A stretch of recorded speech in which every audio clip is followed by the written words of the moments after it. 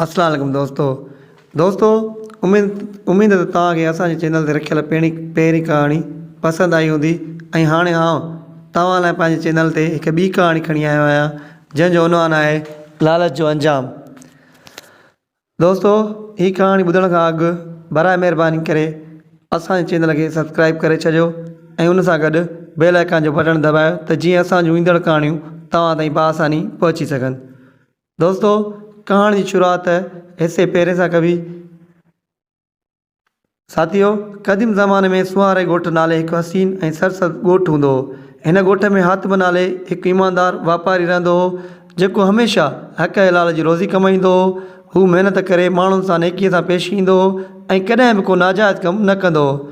दोस्तों साॻे ॻोठ में बिलाल नाले हिकु ॿियो वापारी बि रहंदो हो जेको तमामु लालची हो। हू हमेशह पंहिंजो नफ़ो वधाइण लाइ ठगी कंदो हो, घटि मयार जो सामान विकिणे माण्हुनि खे धोखो ॾींदो हो।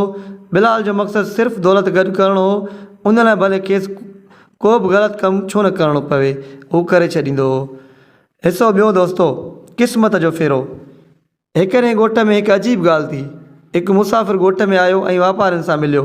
हिन माण्हुनि खे ॿुधायो त हू हिकु वॾे शहर जो अमीर वापारी आहे ऐं कंहिं ईमानदार शख़्स खे पंहिंजी मिल्कियत संभालण लाइ तलाश करे रहियो आहे। उन लाइ हू हिन ॻोठ में आयो आहे। मुसाफ़िर सभिनी खां पुछा कई त ॻोठ में सभ खां ईमानदार शख़्स केरु आहे। सभिनी माण्हुनि हिक ई आवाज़ में हातिम जो नालो वरितो छाकाणि त हू सदाईं ईमानदारी ऐं इंसाफ़ सां कमु कंदो हो। पर बिलाल जेको सदाईं दौलत जो हरीस हो उन हसद कयो ऐं जेकॾहिं हातिम खे ई मौक़ो मिलियो त हू तमामु घणो अमीर थी वेंदो ऐं मां पोइ रहिजी वेंदुसि। बिलाल दिलि ई दिलि में सोचणु लॻो।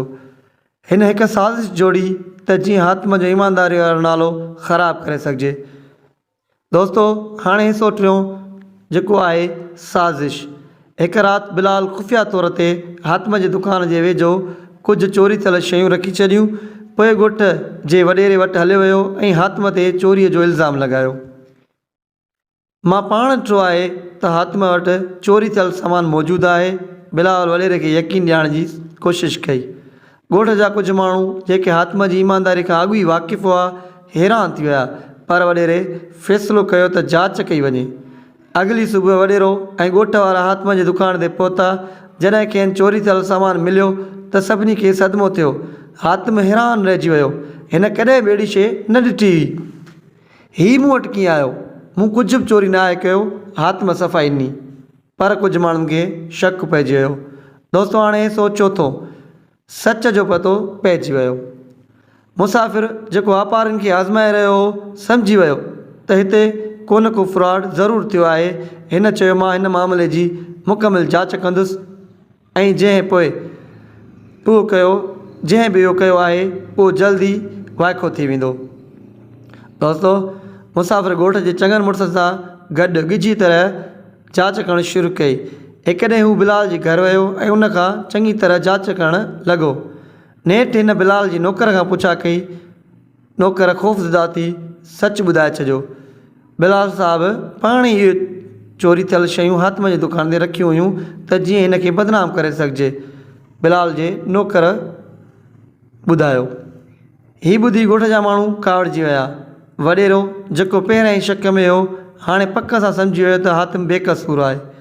बिलाल जो राज़ वाइको थी वियो ऐं ॻोठ वारनि हिन खे वॾी शर्मिंदगीअ सां ॻोठ मां ॿाहिरि निकाले ॾेई छॾी।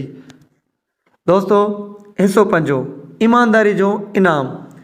मुसाफ़िर जेको हक़ीक़त में हिकु वॾो अमीर वापारी हो ॾिठो त हातिम बावजूदु उन ते इल्ज़ाम लॻाइण जे कॾहिं बि कूड़ न ॻाल्हायो ऐं पंहिंजी ईमानदारी ते क़ाइमु रहियो। हिन हातिम खे पंहिंजे शहर वठी वञण जी आछ कई त जीअं हू उते पंहिंजे वापार जा इंतिज़ाम संभाले। हातिम जी ईमानदारी ऐं सचाईअ खेसि अज़ीम इनाम ॾिनो। हू अमीर त थियो पर उन सां गॾु इज़त बि माणी। बिलाल जेको दौलत जी लालच में सभु कुझु विञाइण लाइ तयारु हो नेठि पाण ई सभु कुझु विञाए वेठो। उहो ॻोठ खां बि निकिरी वियो। दोस्तों कहाणी जो सबक़ु आहे त लालच जो अंजाम हमेशह ख़राबु हूंदो आहे ऐं सचाई कॾहिं बि हार न मञींदी आहे। ईमानदारी ऐं हक़ हलाल जी रोज़ी इंसान लाइ सभ खां वॾी दौलत आहे।